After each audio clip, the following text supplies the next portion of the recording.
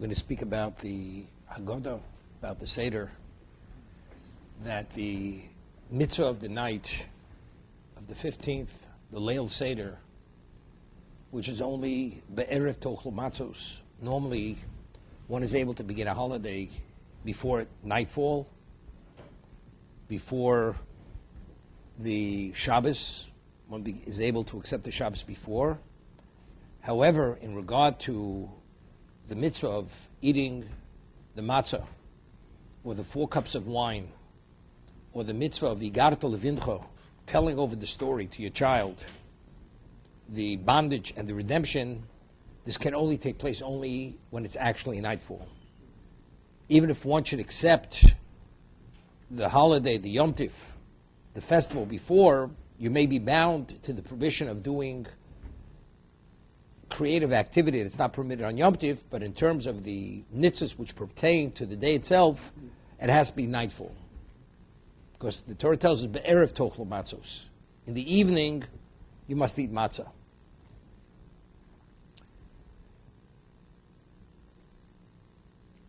I always mention the name of the Maral and the Ramchal that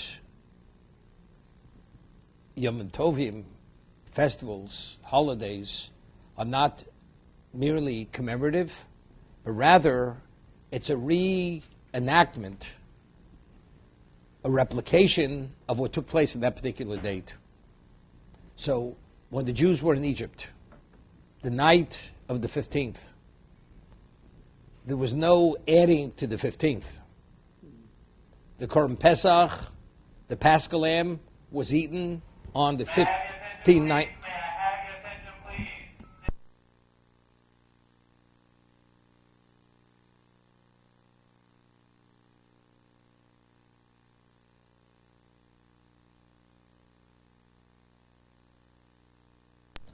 So just as in Egypt, when they ate the Paschal Lamb and they were in their homes with the blood on the lintel and on the doorposts, it was nighttime, identically, whatever forces, whatever energies, whatever influences which God released to bring about that redemption, to end the bondage, identically every year on the 15th, those same forces are released. Not prior to that. So even if you should accept the festival earlier, but factually it has no relevance to the actual festival itself. That's only regard to the provision of doing creative activity. But in terms of the day itself, the function, and the value of the day itself, that's only nightfall. Because Torah says, Be'erev tochel matzos. In the evening, you should eat matzah. V'yigarta levincho. The mitzvah of telling over the story, the bondage and the redemption, you must tell it over to your child. That's the optimum level. What about if one doesn't have a child? You tell it to your fellow. What happens if you have no fellow? You tell it to your wife. You tell it to any other Jew.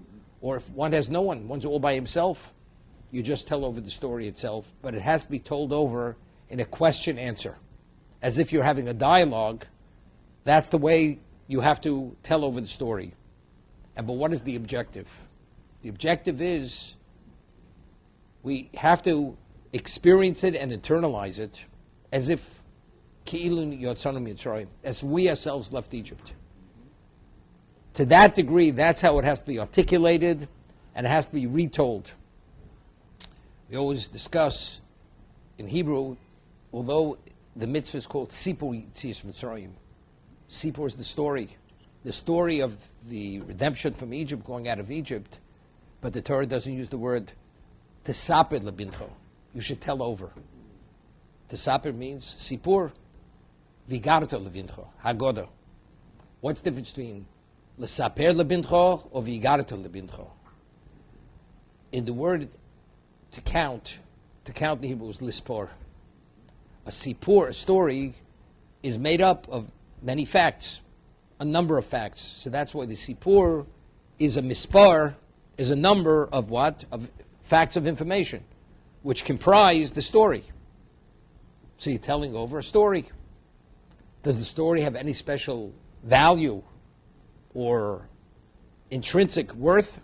Maybe yes, maybe no. The connotation of Igarto is I'm going to tell you something that you don't know, which is something which indicates something of importance, something that you're not aware of. I will inform you. V'yigarat levincho. Meaning, the Torah uses a term that when you tell it over to your child, although your child may have heard it years on end, or your fellow may have heard it, or if you've heard it, but every time you tell it over, it has to be told over with that freshness, with that newness, infused with that feeling, as if you're experiencing it at this moment. The question is, why? Is it why? So the mitzvah should be done lishma, should be done with greater fervor. If that's the case, why is it limited to the story telling about the bondage and the redemption? It's true about any mitzvah. Any mitzvah has to be infused with a level of what? Of purpose, of value, for the sake of the mitzvah. We had mentioned, again, that many of the mitzvahs of the Seder are only rabbinical. Haseba, reclining, is rabbinical. The 4 cups of wine are rabbinical, to correspond to the 4 expressions of redemption. The moror at the Seder, the bitter herbs, is rabbinical.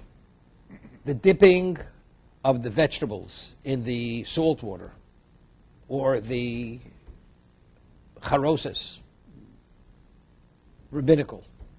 All these things are rabbinical. But what's the value? What's the value of having all these symbols, rabbinical symbols, which correspond to something which took place at that time? They embittered our lives. So we moror, although today, on a Torah level, it's only if it's accompanied with the eating of the Paschal lamb. That's what moror is, a Torah obligation. But if there's no Paschal lamb, it's only rabbinical. Matzah, only because there's a special verse which indicates, although it says, Al matzah zemorim yochlu, in time of the Beis HaMikdash, the temple, they ate the matzah with the Korban Pesach. So that maybe if there's no Korban Pesach, there's no Torah obligation to eating matzah, as there's no obligation to eat moror. There's a special verse that tells us no, that even though we don't have the Korban Pesach, we don't have the Paschal lamb, one has an obligation to eat matzah on a Torah level. It's a Torah obligation. But the vast majority, outside of the eating of the matzah and telling the story, all the mitzvahs of the night of the Seder are all rabbinical. What's its value? What's the value of having all these rabbinical mitzvahs?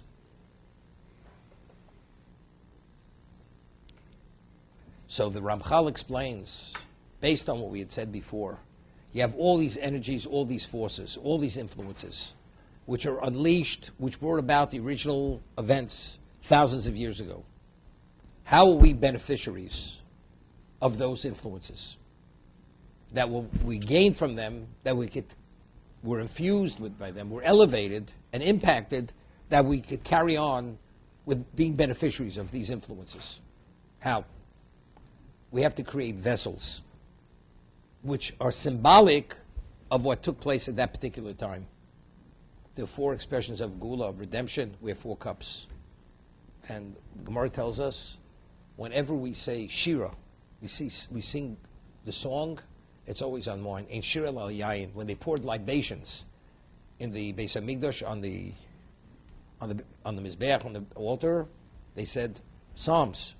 Ein shira el yayin. We say kiddush, it's not a cup of wine. You have a bris, a cup of wine. You have a pidyon aben, a cup of wine. Marriage, betrothal. Marriage, chuppah, it's on a cup of wine. Ain't shir el yayin. Zachrei al yayin, we say the kiddush, it's al yayin. Wine is something we say shira. We're talking about dalish negula, the 4 expressions of redemption. This is the ultimate basis for shira. God is taking us out after 210 years in bondage. We're being extricated on many levels, on the physical level, on the spiritual level, on the mental level, on the emotional level. Therefore, we say shira, we sing song, and shira el yayin, on the cups of wine. But it's all symbolic. So when all the symbolisms we have, the value is to be able, these are the receptacles, to capture these energies, that we should be beneficiaries of these energies, to carry us through the year. The sukkah, we sit in the sukkah. L'man yedu dorsechem ki b'sukkos hoshavtis b'nei Yisrael. Shivas yom b'sukkos teishevu. 7 days, the Torah says you should sit in Sukkos. Why? L'man yedu dorsechem, so all your generations should know ki b'sukkos hoshavtis b'nei Yisrael. The Sukkos, the Jews dwelt in the desert. What are the Sukkos? So the Gemara tells us these are the clouds of glory. Symbolically, those walls and the schach, they represent the clouds of glory. What was the impact and the value and the benefit for Klal Yisrael to be engulfed in this environment of spirituality for 40 years? Torah says you sit in the sukkah for 7 days and you meet all the criteria of what a kosher sukkah is and you have the proper intent, mindset, you'll be a beneficiary of the equivalent of 40 years of being engulfed with the clouds of glory. But they're not clouds of glory. The clouds of glory are the word of Shekhinah. That was the divine presence. It's not. It doesn't make a difference. Torah says that is the equivalent of that. Therefore, we are beneficiaries of that. That's the understanding.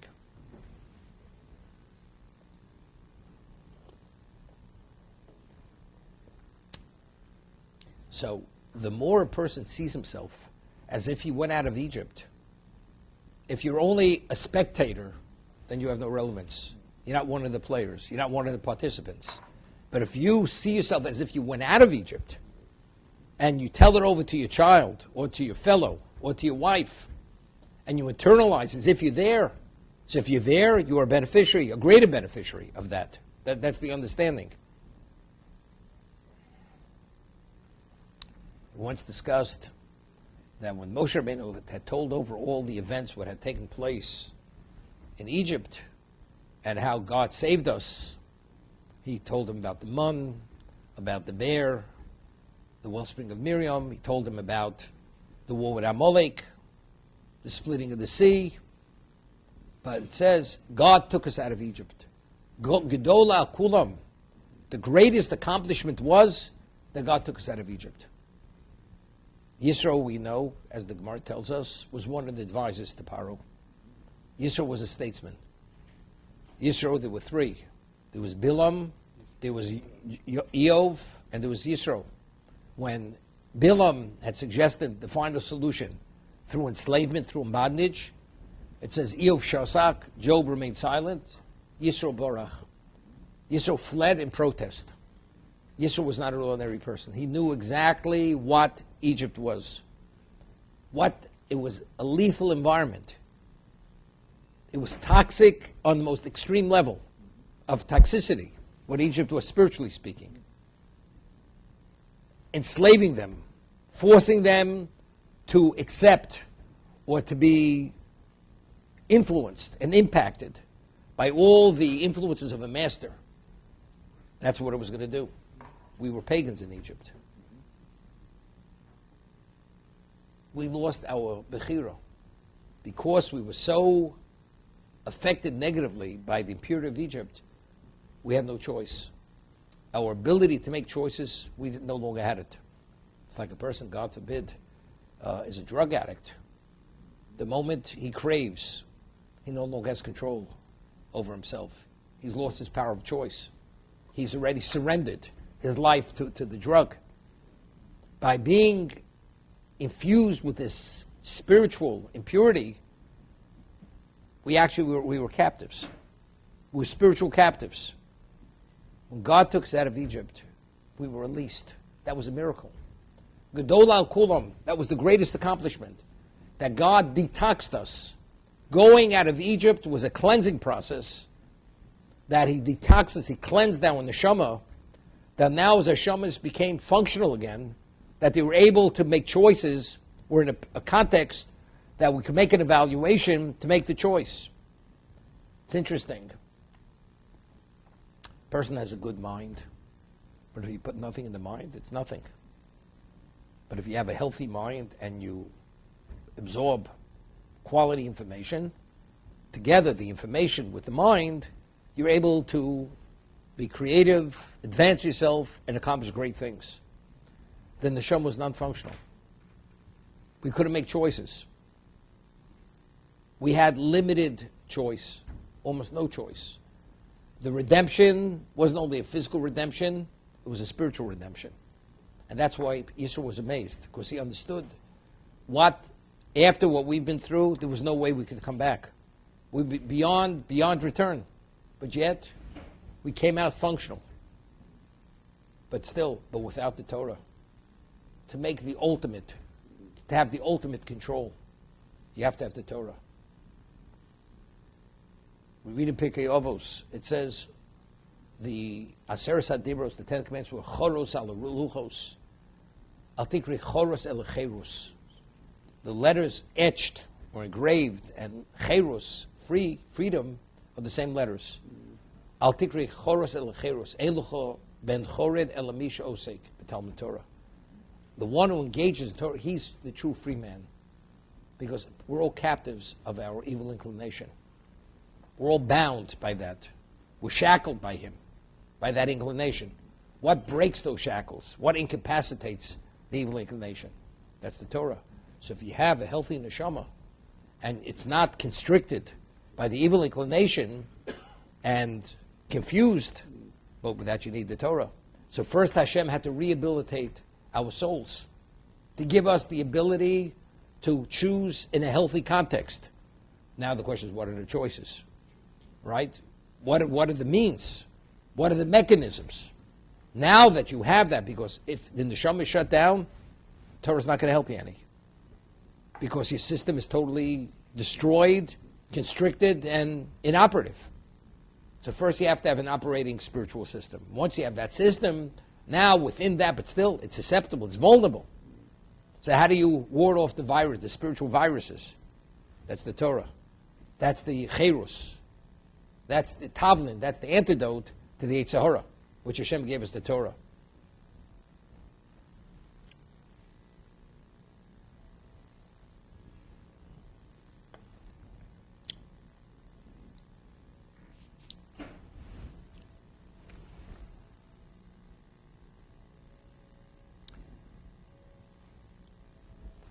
Interesting medrash.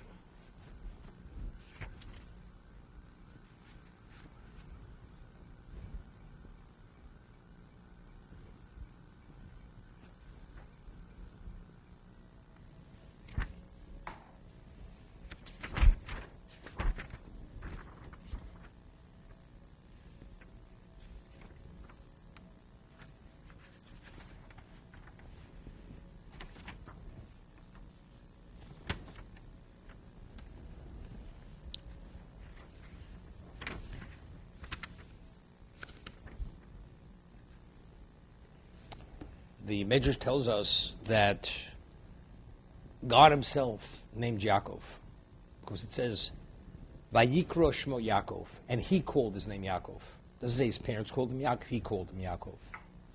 Yaakov Arba Osios. Yaakov is comprised of 4 letters. Yeshbo Keneged Arba Torah Shabon of Machin LaKadosh Baruch Hu. It corresponds to 4 distinctions that his children crown him with, or identify him with, which have relevance to him. Yud. The Yud of Yaakov, Keneged Esed Dibros. The Yud corresponds to the Aseres HaDibros, 10 Commandments, which encompasses the Torah's entirety. Ayin is the second letter of Yaakov, Keneged Shivim Zakenim, the 70 elders. Kuf, Keneged Heichel Shebonu Bonov LaKadosh Baruch Hu, that the covered sanctuary, the first Beis HaMikdash, how high was it? Shegovo me'amo. It was 100 cubits in height. Sheneba v'hechol me'amo. Beis, the closing letter of Yaakov, which is Beis, keneged shtei aluchos, shnei luchos habris, the 2 tablets. Ubeschus Yaakov niglu Mitzrayim. In the merit of Yaakov, we were redeemed from Egypt. Shenemar vayemidel Yaakov l'chok. Now, what does it mean in the merit of Yaakov? That we say that we merited redemption because we didn't change our names, our language, and our dress, our attire. Okay? We had a Jewish identity. That it says, B'schus noshim tzidkonios, because they had belief that we were going to go out. They did not despair. And they procreated, and there was a klal Yisrael. Okay? What does it mean, B'schus Yaakov? What was Yaakov's contributing factor? Yaakov passed away after 17 years he was in Egypt. What does it mean? in the merit of Yaakov, we were redeemed from Egypt. You say, well, because maybe we were only special because of him. Because it says we were not affected by the bondage until he passed away. Right? So what exactly was the schus of Yaakov? What would it be? Schus Yaakov. In the merit of Yaakov, Niglu Mitzrayim, we were redeemed from Egypt. What was it? Now, what is freedom? Mi avdus lecherus. From bondage, slavery, to freedom. Free to be what? Free to have no master. That was not Yitzis Mitzrayim. That was not Geula. That was not redemption. Because you're going from one master to another. You have Paro, then you have the evil inclination. You have a new master. So how do you become a true free man? Only through Torah. So what was the objective of Yitzis Mitzrayim? The objective was to become Avdi Hashem, God's people, through the Torah itself. Because you could only serve God only by being bound to his script, to his prescription of life, which is Taryag Mitzvah, 613 mitzvahs, 248 positive mitzvahs aseh, it's 365 negative commandments. We say over in the Maral, 365 is Keneged Yemos HaChama, corresponds to the days of the year. That's not, it's the solar year, not the lunar. So what is Yemos HaChama? He explains, the Maral of Prague, that when we speak about order, what is the order of existence? The order of existence, the axis on which the world rotates is a 365 day rotation. That is shleimus. That is completion. That's Seder. If you want to maintain the Seder in your life, don't violate 365 areas. What are don't do's? When you tell somebody don't do, you forewarn a person. Don't do that. Because if you do it, there's going to be a diminishment. There's going to be a consequence. So if you want to retain your wholesomeness, don't cross that line. So 365 is the number which connotes order to retain your wholesomeness. That's what 365 is. So the objective of Yitzis Mitzrayim wasn't to be free to do as you wish, because as you wish is destructive. Because what are we inclined to do? We're inclined to the physical. The objective was Kabbalah Torah. Why do we have relevance to Kabbalah Torah? You know why? Because Yud is Aser Sadibros. Kuf is the height of the covered sanctuary. Ayin is Shivim Zakenim. Beis is the Beis Luchos. So the only reason we have relevance to all those various levels of Kedusha that God gave us at Sinai was only because that was Yaakov's makeup. Because that was his spiritual makeup. Therefore, we being his descendants, we have relevance to all those things. So what does it mean? In the merit of Yaakov. Because Yaakov perfected himself and brought himself to this level, therefore now we talk about leaving. If, let's say, it would have been other people in Egypt, and they would have left Egypt, that have relevance to Sinai. They have no relevance to Sinai. The only reason why we have relevance to Gula is only because of Yaakov. So in whose schus, when Nigel was saying Mitzrayim? In the schus of Yaakov. Of course, the tire means you have to have relevance to it. The name, the dress, and the language. But schus Noshim Tzikonis, you have to have the Amunah. You have to have the numbers. The critical mass, you have to have 600,000 men above the age of 20. Those are details. But the question is, but what do you have relevance to anything? What do you have relevance to a relation with God? B'schus Yaakov. Yaakov was the Bechir Shabavos. He was the most special of the patriarchs. He fathered the 12 tribes, or the 13 tribes. He created the infrastructure of Echod, as we discussed many times. 12 tribes received the share in the land. Levi did not, so Levi says 13. Numerically, 13 is Echod. That's what it is. So who created that infrastructure of Echod? That we could be Dovik, Atem, Adveikim, Hashem Elokeim, Chaim Kulchem Hayom. That's Yaakov who created that. So therefore, it's B'schus Yaakov. B'schus Yaakov, Nigel Avosei Mitzrayim.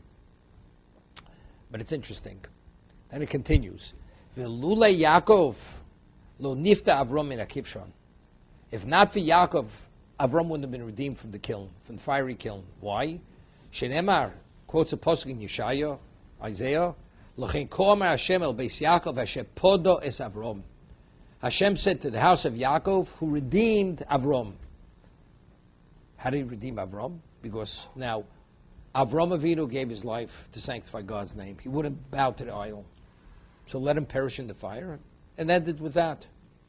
But if he were perished, this is before Yitzchak was born. There wouldn't have been a Yitzchak. If there wouldn't have been a Yitzchak, there would have been a Yaakov.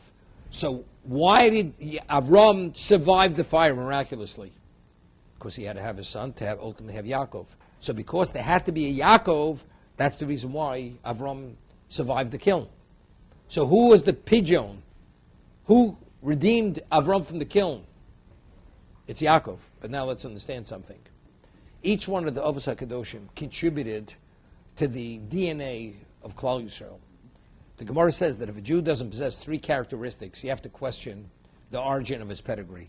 Rachmonim, compassion, Baishonim, shame, Gomlei Chasodim, loving kindness. These were the characteristics of Avraham Avinu.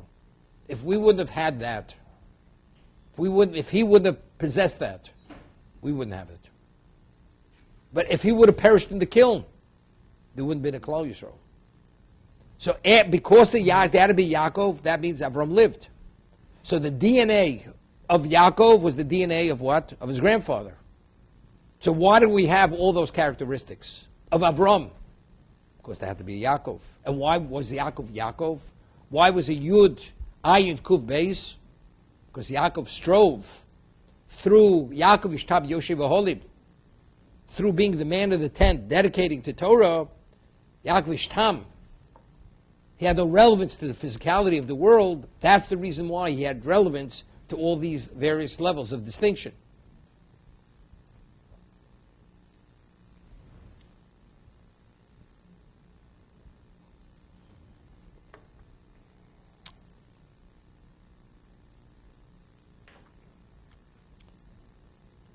So it's interesting. Everybody, it's known. The Gemara tells us, there's no Rechaim HaKodesh on it, tells us, based on a pasuk, the same shamus ba'oretz, al tikra shamus el shemus, that the name of the destiny of a person lies within his name. And he gives an example. Rus HaMovia. Rus, the Moabite, was the grandmother of David HaMelech. So what did the word Rus, what does it allude to? She's going to have a grandson who's going to be Meraveh HaKadosh Baruch Hu B'Shiras Tishbachos. She will have a grandson who's going to sate God in praise and song. So in her name already, it alluded, that was her destiny. That ultimately she's going to have this kind of grandson. So in every person's name, the Gemara says Shmo Kagorim. The name impacts ultimately on your destiny. You can't be more than you're supposed to be. But what determines what the limitations of your destiny is? The name. That forecasts what you're going to be. Yaakov, why did he have that level of potential? Because God named him Yud, Ayin, Kuv, Beis. Those four letters. And each letter alludes to what? To the ultimate level. Aser Sadibros, Shnei Luchos Abris, Shivim Zekanim.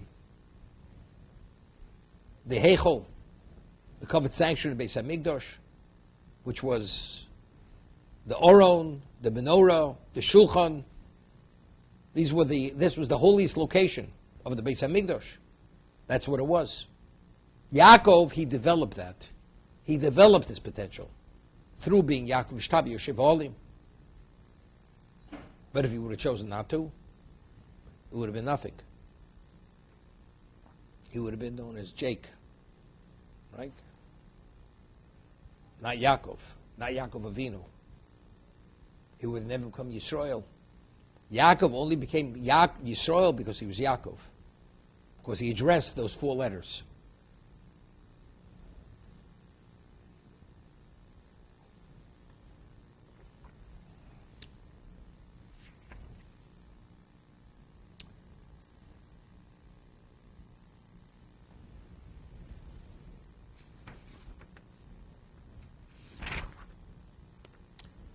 we find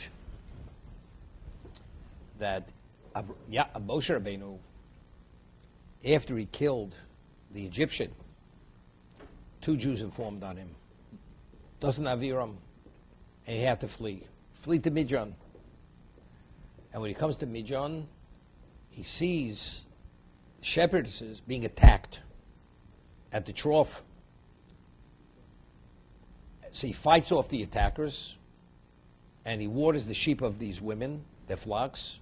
They go home to their father, and he says, "Why did you come home early?" He says, "Well, Ish Mitzri, there was an Egyptian man who saved us." So the Medrash says something interesting. V'atavonu el ru'el avim v'atomarno Ish Mitzri hitzilonu. An Egyptian man saved us. So the Gemara asks, the Midrash asks, "V'chi demus Ish Mitzri hoye Moshe." Do you think Moshe Rabbeinu dressed like an Egyptian? Moshe Rabbeinu didn't dress like an Egyptian. If he killed the Egyptian with the Shema Meforish, with the name of God, evidently he didn't. And he experienced a miracle. He doesn't have to disguise himself. Right? They tried to decapitate him. They couldn't. Miraculously, they couldn't. They tried to issue a verdict. The executioner became deaf and mute, and the judge, and they became blind. He was able to flee. So Moshe Rabbeinu understood he doesn't have to go incognito and disguise himself as an Egyptian. So, Ish Mitzri hoye Moshe. Firstly, his features, he didn't look like an Egyptian. Even if he wore Egyptian attire, right? He didn't look like an Egyptian. Ilula Ish Mitzri Shorag Moshe. If not for killing the Egyptian originally, Lo Yenichmas LeMidjan, he would have never come to Midjan. So what was the cause? Certainly you say things are bashert. Things are meant to be. Because you never know where that will lead you. What that will bring. Because he killed the Egyptian, he was forced to flee. Where did he flee to? He fled to Midian. If he would have fled to Midian, who would have saved these women from the hands of the shepherds? And we'll see in a moment, the Midrash says they tried to rape them. It wasn't just to beat them physically, to accost them. They were going to be raped. A person, it's analogous, a person was bitten by a poisonous lizard.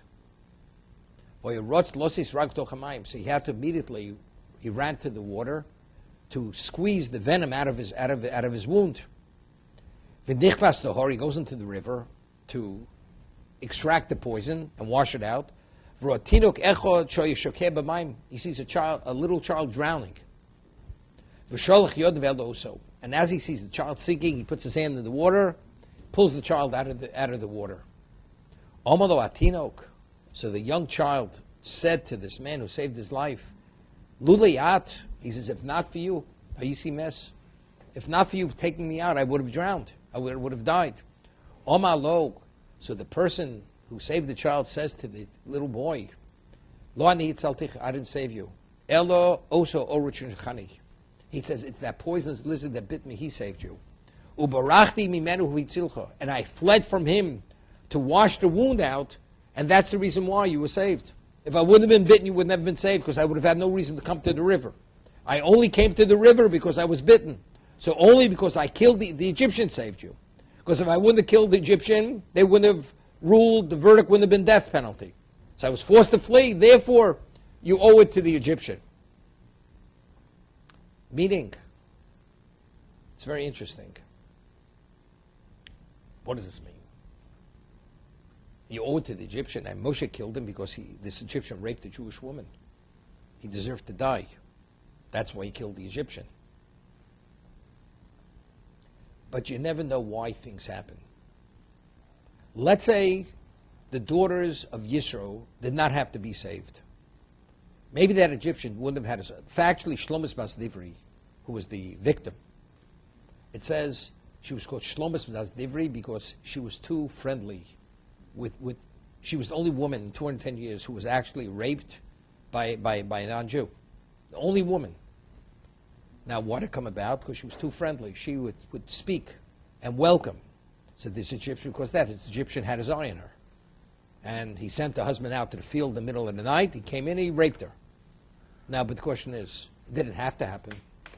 She deserved it. She brought this upon ourselves. But why did it have to happen? Do you know why? Because Moshe had to kill him. The man had to die. And if Moshe had to flee from Egypt, do you think it's only coincidental Moshe wasn't in Egypt for close to 60 years? Moshe Rabbeinu was the prince, was the Egyptian prince. Because he killed the Egyptian, he had to flee. This is only a coincidental. He happened to come out and he saw the Egyptian, and he killed him. There's no coincidences here. This was all meant to be. So that he fled to Egypt. Now, and what was the ultimate value of fighting off the attackers?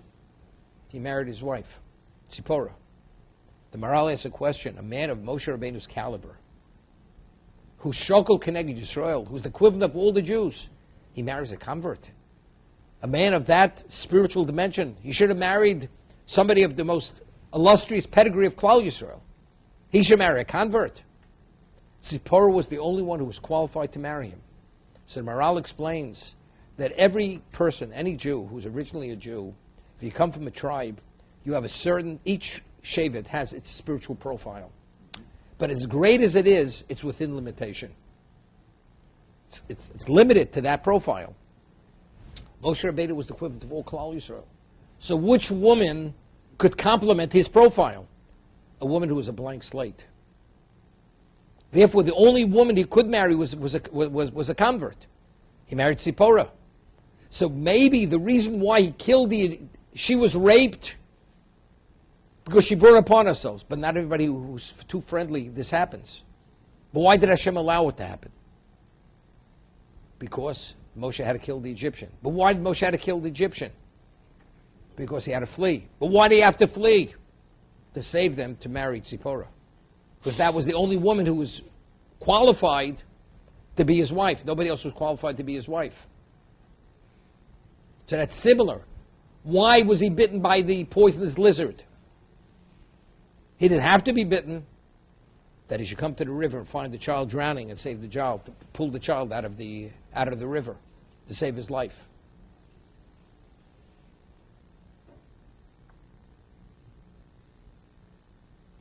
Kach omru b'nos Yisrael l'Moshe, Yasher kocha shitzeltanu miyad haroim.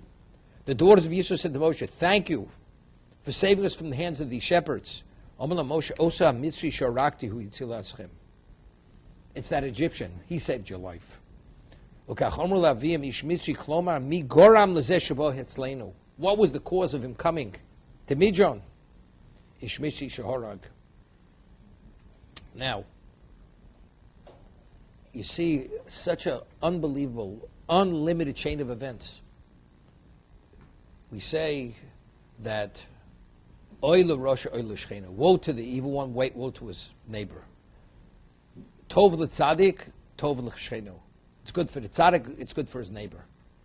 Okay?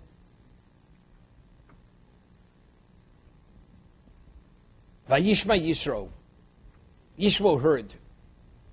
He heard, everybody heard. Kriyas Yamsuf, Milchemes HaMolek. But he was the only one who left his glory to come into the desert to give it all up. Why? Why Yisro? So he'd say Yisro because you saw he had a special capacity. Because you see, when the miscarriage of justice was going to be implemented to enslave the Jewish people, he fled in protest. So you see, maybe in that schus, he had a different capacity. Okay? Maybe in that schus, Moshe Rabbeinu became his son-in-law. Do you know what it means to have somebody living in your house for 60 years, a man of Moshe Rabbeinu's dimension? If we say, Tov l'tzadik, Tov l'shcheno, you could imagine Moshe Rabbeinu being your son-in-law, living in your house and interacting with him, but what kind of effect that has on you, spiritually speaking. Okay? So Yisro, why did he have the capacity to be able to appreciate and process those events that he's willing to give it all up? It's a famous story. Rabbi Chanan, Wasserman Zeichat Tzarek Levrocha, Shem Nokem Domo, came to the United States before World War II to raise money for Branovich. And he met, there was a very capable Jew. His name was Mike Tress. He was really the person who was responsible for the Agudas Yisrael in America. He prepared the landscape for Torah after the war, for the Gedolim when they came. Michael Tress. And initially he was a wealthy businessman. And he met Rabbi Chana Wasserman before the war, and he owned, I think, Esquire Boot Polish Company. That was one of the things he owned. And Rabbi Chana Wasserman saw his capability. He says, sell the business, give it up, dedicate your life to Klal Yisrael. And he did. Gave it up, sold the business. He was a man of means. 24 hours a day, he was involved with the Varatzola, saving Jews in Europe. After the war, he went over to the DP camps to set in order the survivors' lives, so on and so forth. Okay? So because he happened to meet Rabbi Chana Wasserman, therefore he became this very special Jew. Right? Yisro became that special person because Moshe was his father-in-law, was his son-in-law, and they interacted. He was exposed to him. The Torah, we have a judicial system in the Torah. Yisro comes into the desert with Tzipporah and his 2 children, and he sees him adjudicating the various cases. And he tells Moshe, it's not the way to do it. And he advises him. And he gives him a whole understanding how to set up a judicial system. And he said, so Moshe says, I'll consult with Hashem. If God says that's the way to do it, and that's the way they did it. So all the scenario is called Yisro because there's a parsha that was added to the Torah because of Yisro. The parsha of what? Of Shoftim, of the Dayanim. That was added. The whole hierarchy in the judicial system was because of Yisro. But why? Because he happened to be Moshe's father-in-law. So he killed that Egyptian. She was raped, that he should kill the Egyptian, that he should flee. He should save the daughters. He should marry Tzipporah. Yisro should be his father-in-law. And ultimately, what happens? Yisro advises him. It becomes a parsha in the Torah. And ultimately, the Gemara says in Sanhedrin that Yisro, his descendants, they sit as members of the Sanhedrin, the High Court, in the Lishkas HaGozes, in the Beis HaMikdash. These are Yisro's children. And Bilam envied Yisro. He envied him. What did he do? What happened to him? Right? As they said in the vernacular, he bit the dust. And worse than that. That was Yisro. That was Bilam.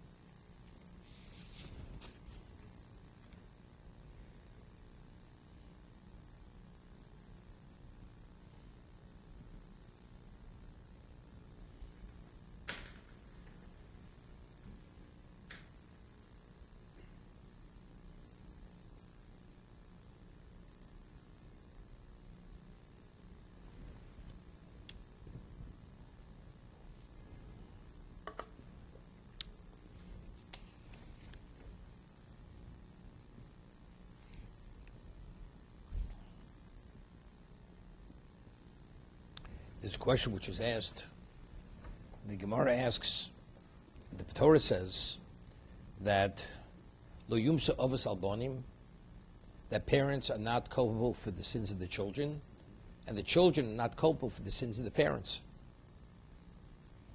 But yet, we spent 210 years in Egypt because Avram Avinu had sinned at his level.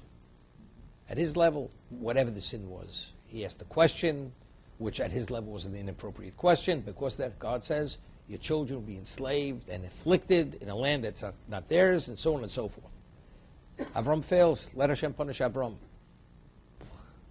Millions of Jews were in bondage, slavery, were tortured, were persecuted, were killed.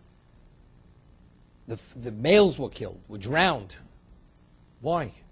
Why are we paying the price for Avram? That's the question. Maral discusses in the Gvuras Hashem. Now, when we speak about Why is a child not culpable for the sins of the father? If a father has a certain genetic defect, does it carry over to the child? Carries over to the child. They skip a generation. But ultimately, it's part of the genetic profile. So what do you have to do?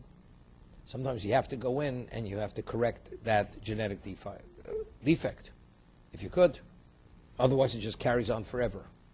We find that Eliezer Eved Avram couldn't understand why his daughter didn't qualify to be the future matriarch of Klal Yisrael. He sends him off to this far-off land to find a wife for Yitzchak. He says, Eli, Ulai, Eli, what about my daughter? So Avram told him, I want to explain it to you. You're a descendant of Chum. Chum is cursed. Orur, Noach cursed him. I'm from Shem, I'm Baruch, I'm blessed. A cursed stock cannot cleave to a blessed stock. What does that mean? What does it mean, cursed, blessed? Klal Yisrael is the eternal people. We have to be able to be in a certain place without any weakness in our foundation. The Avos and Imos, the matriarchs, they are the foundation of Klal Yisrael. If there's any weakness in that foundation, it's going to manifest itself in what? In the structure. Till the end of time. It's going to put a limitation on it. Avram Avinu is the founding father of Klal Yisrael. So if you have a defect in him, that defect doesn't carry over into what? Into the trunk, into the branches, into the fruit, forever. But if you want to have an eternal people who are able to cleave totally to Hashem, to have the full spiritual capacity, we have to weed that out. How do you weed it out? That was Golus Mitzrayim. That was the Egyptian bondage. It could only happen only in that. Why only that way? Because only God knows how to deal with the issue, with the spiritual impurity that has to be expunged, has to be extricated. It has to be detoxified. That's the reason why. A parent is whatever he may be, has no reflection on the child. A child misbehaves, errant, has no reflection on the parent, unless the parent is the cause of that. But one has no relevance to the other. Because we're not talking about you're a foundation. You're not the foundation of Klal Yisrael. Avram is the foundation. Therefore, we had to pay the price of what? Of 210 years of bondage.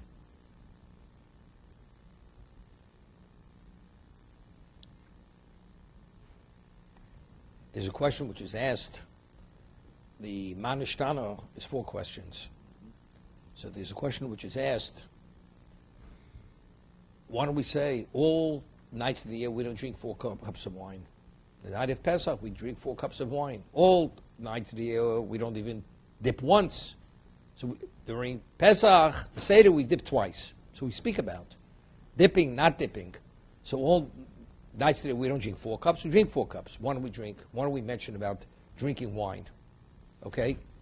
So the answer which is given, we do many things at the Seder. You know, the Gemara says in Pesachim, the Reb Kiva, if there was a Torah lecture going on, even if it ran over, he would never tell them, it's late, you've overran your time. Would never say that. But Erev Pesach, he would interrupt the shir, the Torah lecture. Why? Because it's important the young children should be up for the Seder, otherwise they're going to fall asleep at the Seder. And since the mitzvahs v'yigarat lebincha, they have to be there. They have to be awake. So if you're going to start the Seder too late, the children are going to be asleep. You're not going to fulfill the mitzvah properly.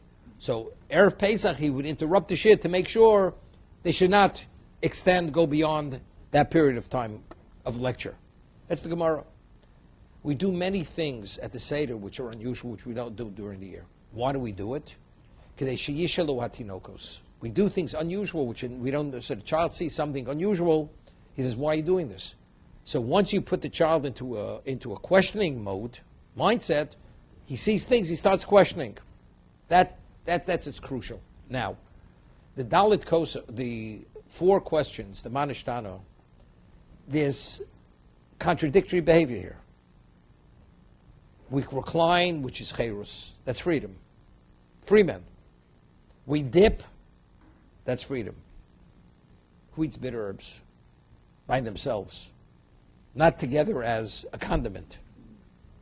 If you don't have what to eat, so you eat bitter herbs. We have a choice. Jews ate grass during the World War, during the Holocaust. They had nothing else to eat. Matzah. We normally eat bread. Why are we eating matzah? It's bland, tasteless. Wafer. Why? Evidently, if you have no choice, that's what you eat. So here we're behaving like free men, like with affluence, reclining, dipping, and simultaneously we're eating bitter herbs and eating bland, wafer-like food. Doesn't make sense. It's contradictory behavior. Because it's contradictory, this causes the child to say, there's something, I need some clarification on this. Wine, a person who's depressed drinks wine. A person who celebrates drinks wine. It's not a contradiction. Whether you're a slave or whether you're a free man, everybody drinks wine. Wine, you drown yourself, you drown your sorrow in wine. That's what you do. Therefore, the wine that will not arouse the child to ask the question. It's only questions which are obvious because it indicates there's something which is not consistent. It's not, are you A or you B? How could you be both simultaneously? As a result of that, the child asks the question for that reason.